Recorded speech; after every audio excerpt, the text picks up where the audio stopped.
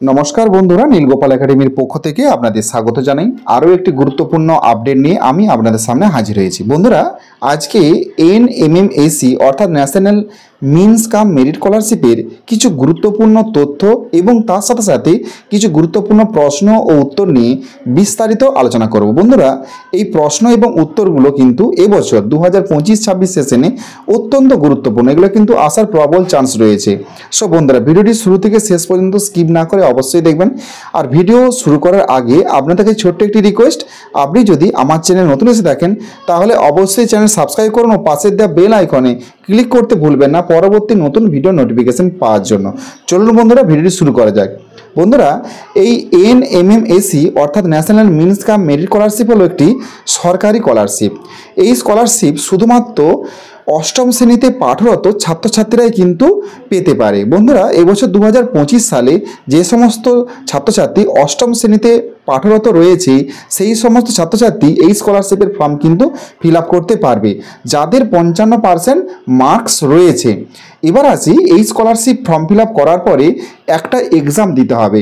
সেই এক্সামটি দুটি পার্টে বিভক্ত। প্রথম পার্টটি হচ্ছে MAT, mental ability test, MAT মানসিক পারদর্শিতার পরীক্ষা। টোটাল কিন্তু 90 নম্বরের পরীক্ষা হবে। প্রতিটি প্রশ্নের মান কিন্তু 1 নম্বর করে। সময় দেওয়া হবে 90 মিনিট। প্রথমে এই পরীক্ষাটি সম্পন্ন হয়ে যাওয়ার পর কিছুটি সময় ব্রেক দেওয়া হবে, সেই সময়ে আপনি টিফিন করে নেবেন। তারপরে আবার একটি পরীক্ষায় আপনাকে বসতে হবে, সেটি হলো স্কলাস্টিক অ্যাপটিটিউড টেস্ট মানে স্যাট মানে প্রজ্ঞাসূচক পরীক্ষা। এটাও কিন্তু 90 নম্বরের হবে। প্রতিটি প্রশ্নের মান কিন্তু 1 নম্বর করে থাকবে, সময় কিন্তু 90 মিনিট। বন্ধুরা, এখানে কোনো নেগেটিভ মার্কিং নেই, তাই সমস্ত প্রশ্নই আপনি অ্যাটেন্ড করতে পারবেন। সমস্ত প্রশ্নের উত্তর কিন্তু আপনাকে দিতে হবে। এই মেন্টাল অ্যাবিলিটি টেস্ট যেটা রয়েছে, এখানে বিভিন্ন রকমের ছবি থাকবে এবং বিভিন্ন ম্যাচিং প্রশ্ন থাকবে ইত্যাদি এই সম্বন্ধ নিয়ে। আর এখানে এই স্কলাস্টিক অ্যাপটিটিউড টেস্ট মানে স্যাট, এখানে টোটাল 5টি বিষয়, আপনার অষ্টম শ্রেণীতে 5টি বিষয়ের ওপরে কিন্তু প্রশ্নপত্র থাকবে। যেমন ম্যাথে কিন্তু 20টি প্রশ্ন থাকবে 20 নাম্বারের। ফিজিক্যাল সায়েন্স মানে ভৌত বিজ্ঞান, এখানে 18টি প্রশ্ন থাকবে 18 নম্বরের। লাইফ সায়েন্স জীবন বিজ্ঞানে 17টি প্রশ্ন থাকবে 17 নম্বরের। ইতিহাস হিস্ট্রি 17টি প্রশ্ন থাকবে 17 নম্বরের। আর জিওগ্রাফি মানে ভূগোলে 18টি প্রশ্ন থাকবে 18 নম্বরের। টোটাল 90 নম্বরের প্রশ্ন থাকবে এই স্যাটে। তো এখানে বন্ধুরা টোটাল 180 নম্বরের পরীক্ষা হবে। যারা জেনারেল কাস্টে রয়েছে তাদেরকে মিনিমাম 140-এর উপরে পেতে হবে, তবেই কিন্তু এই স্কলারশিপ তারা কিন্তু পাবে। আর যারা SC ST OBC কাস্টে রয়েছে তারা 70-এর উপরে পেলেই হবে। আর যারা হ্যান্ডিক্যাপ রয়েছে, ডিসেবিলিটি রয়েছে, সেই সব ক্যান্ডিডেট কিন্তু 50-এর উপরে নাম্বার পেয়ে গেলেই কিন্তু এই স্কলারশিপ তারা পেয়ে যাবে। বন্ধুরা, এবার আমি কিছু গুরুত্বপূর্ণ প্রশ্ন উত্তর নিয়ে বিস্তারিত আলোচনা করব। আজকে স্যাটের কিছু গুরুত্বপূর্ণ প্রশ্ন নিয়ে বিস্তারিত আলোচনা করব। স্যাটের টোটাল 5টি বিষয় রয়েছে। তো এই 5টি বিষয়ের মধ্যে আজকের ভিডিওতে আমি ভৌত বিজ্ঞান এবং জীবন বিজ্ঞানের 55টি গুরুত্বপূর্ণ প্রশ্ন নিয়ে বিস্তারিত আলোচনা করব। ভৌত বিজ্ঞানের প্রথম প্রশ্ন, কোন বস্তুর গলনাঙ্ক 40 ডিগ্রি সেন্টিগ্রেড, তো ফারেনহাইট স্কেলে এর মান কত হবে? তো এখানে 4টা অপশন দেওয়া রয়েছে। এর সঠিক উত্তরটা হবে A80, 104 ডিগ্রি ফারেনহাইট। এরপরে চলে যাব দ্বিতীয় প্রশ্ন, বিকির্ণ তাপের বেগ শূন্য মাধ্যমে কত হবে? তো এখানে উত্তর হবে C80, এই সি এর উত্তরটা হবে। এরপরে চলে যাব আমরা পরবর্তী প্রশ্ন, অ্যালুমিনিয়াম সালফেটের আণবিক সংকেত হলো কত? তো এখানে 4টা অপশন রয়েছে, এখানে উত্তর হবে A80, এটি সঠিক উত্তর হবে।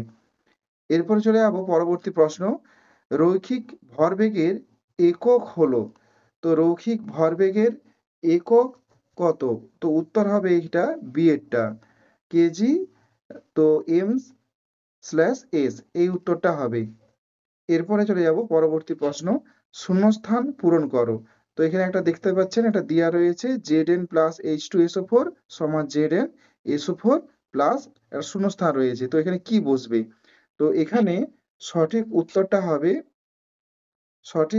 হবে সি এরটা, H2 বসবে। এরপরে চলে যাব পরবর্তী প্রশ্নতে, কোনটি স্কেলের রাশি? তো কোনটি স্কেলের রাশি? এখানে 4টা অপশন দেওয়া রয়েছে। তো উত্তর হবে এখানে ডি এরটা দ্রুতি। এরপরে চলে যাব পরবর্তী প্রশ্ন, চাপ বাড়লে জলের ফোটানাঙ্ক কত হবে? এখানে চারটা অপশন রয়েছে, বাড়বে, কমবে, একই থাকবে, প্রথমে বাড়বে ও তারপরে কমবে। তো এখানে সঠিক উত্তরটা হবে বাড়বে। সঠিক উত্তর হবে বাড়বে। এরপরে চলে যাব পরবর্তী প্রশ্ন, নিচের কোনটি অন্তরক পদার্থ?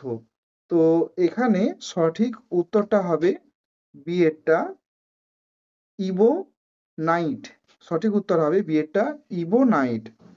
এরপরে চলে যাব কোনটি জীবাশ্ম জ্বালানি? তো এখানে চারটা অপশন রয়েছে জীবাশ্ম জ্বালানির।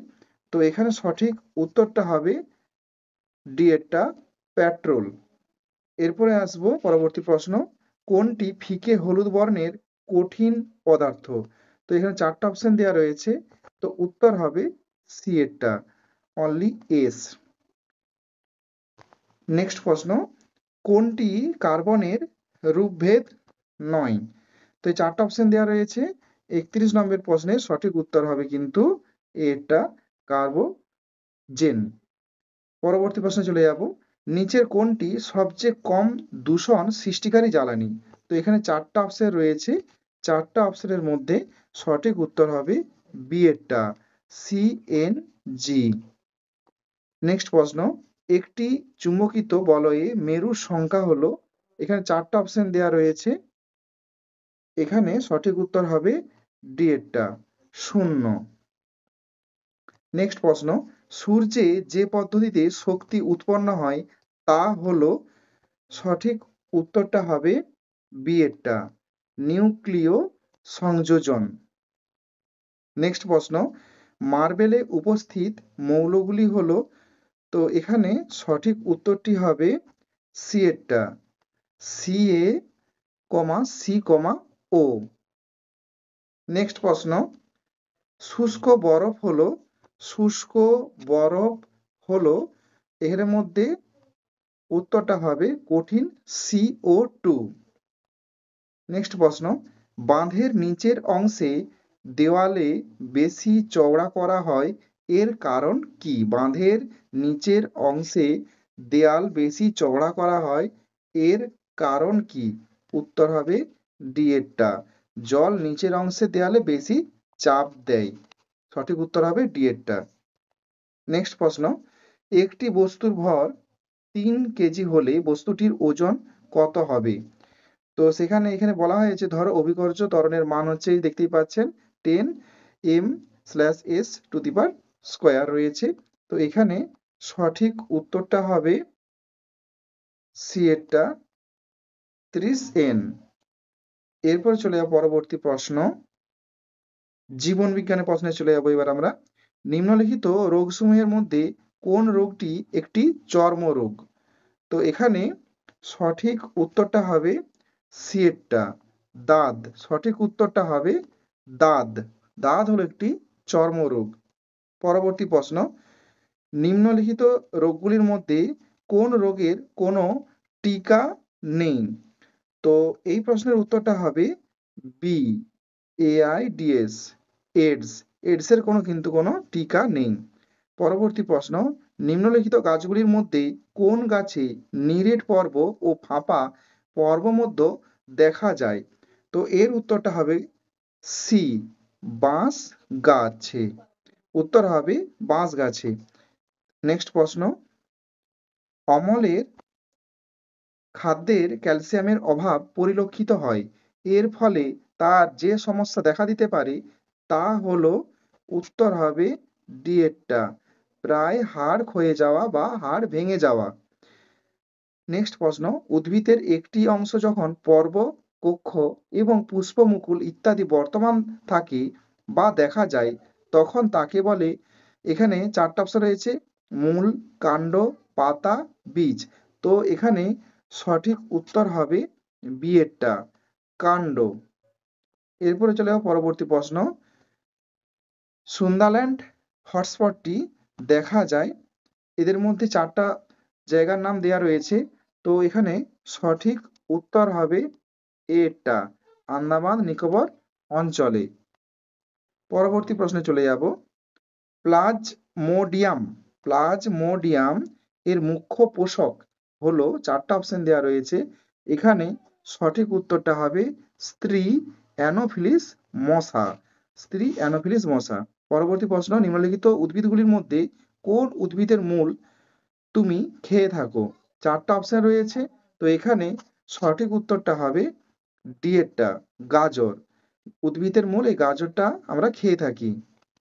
এরপরে চলো পরবর্তী প্রশ্ন, মৌমাছির জীবনচক্রের সঠিক পর্যায়ক্রমটি হলো, এখানে চারটা অপশন রয়েছে, তো এর সঠিক উত্তরটা হবে এটা। সঠিক উত্তর হবে এটা। ডিম থেকে লার্ভা, লার্ভা থেকে পিউপা, পিউপা থেকে পূর্ণাঙ্গ মৌমাছিতে রূপান্তরিত হয়। পরবর্তী প্রশ্ন, প্রাণীদেহের দীর্ঘতম কোষটি হলো কোনটি? তো উত্তর হবে ডি এরটি। স্নায়ুকোষ হলো প্রাণীদেহের দীর্ঘতম কোষ। এরপরে চলে আসি পরবর্তী প্রশ্ন, নিম্নলিখিত রোগগুলির মধ্যে কোন রোগে অনুচক্রিকা বা প্লেটলেটের সংখ্যা ভীষণভাবে কমে যায়? তো উত্তর হবে বি এরটা, ডেঙ্গু। পরবর্তী প্রশ্ন, ভারতবর্ষে জাতীয় জলজ প্রাণী চারটা অপশন রয়েছে, এর মধ্যে সঠিক উত্তর হবে গন্ডার শুশুক। গন্ডার শুশুক হলো ভারতবর্ষের জাতীয় জলজ প্রাণী। এরপর চলে যাবো পরবর্তী প্রশ্ন, নিম্নলিখিত সামুদ্রিক প্রাণীগুলির মধ্যে কোনটি অমেরুদণ্ডী সামুদ্রিক প্রাণী নয়? তো এখানে সঠিক উত্তরটি হবে সি এরটি, হাঙর। এরপর চলে পরবর্তী প্রশ্ন, উটের পিঠে থাকা কুঁজে যা সঞ্চিত থাকে তা হলো কি? উত্তর হবে এখানে কিন্তু সি এরটা, সেটা হলো ফ্যাট। এরপর চলে পরবর্তী প্রশ্ন, যে রোগের চিকিৎসায় ওআরএস বা ওরাল রিহাইড্রেশন দ্রবণ ব্যবহৃত হয় তা হলো, তো এই প্রশ্নের সঠিক উত্তর হবে কলেরা। পরবর্তী প্রশ্নে চলে যাব, বৃদ্ধিপোষক হরমোনে অধিক ক্ষরণের ফলে যে লক্ষণ দেখা যায় তা হলো অস্বাভাবিক উচ্চতা বৃদ্ধি, দুর্বল পেশি, রক্তে গ্লুকোজের পরিমাণ বৃদ্ধি, গোলাকৃত চাঁদের মতন মুখমণ্ডল। তো এর সঠিক উত্তর হবে এটা, অস্বাভাবিক উচ্চতা বৃদ্ধি। এরপর ছিল পরবর্তী প্রশ্ন এবং লাস্ট প্রশ্ন, আর্সেনিক বিষাক্ত প্রভাবে মানবদেহে যে লক্ষণ দেখা যায় তা হলো কি? উত্তর হবে সি এরটা, চামড়ার রং কালো হয়ে যাওয়া। বন্ধুরা, আজকে আমি এই ভৌতবিজ্ঞান এবং জীবনবিজ্ঞানের 55টি গুরুত্বপূর্ণ প্রশ্ন আলোচনা করলাম। যদি কোনো প্রশ্নের উত্তর ভুল থাকে অবশ্যই কমেন্ট করে জানাবেন। পরবর্তী ভিডিওতে আমি কিন্তু ম্যাথ, হিস্ট্রি এবং জিওগ্রাফি এই তিনটি বিষয়ের কিছু গুরুত্বপূর্ণ প্রশ্ন নিয়ে আলোচনা করব। সো বন্ধুরা, আজ এই পর্যন্তই। দেখা হবে পরবর্তী নতুন কোনো ভিডিওতে, নতুন কোনো টপিক নিয়ে। ততক্ষণ আপনারা প্রত্যেকে ভালো থাকুন, সুস্থ থাকুন। Best of luck.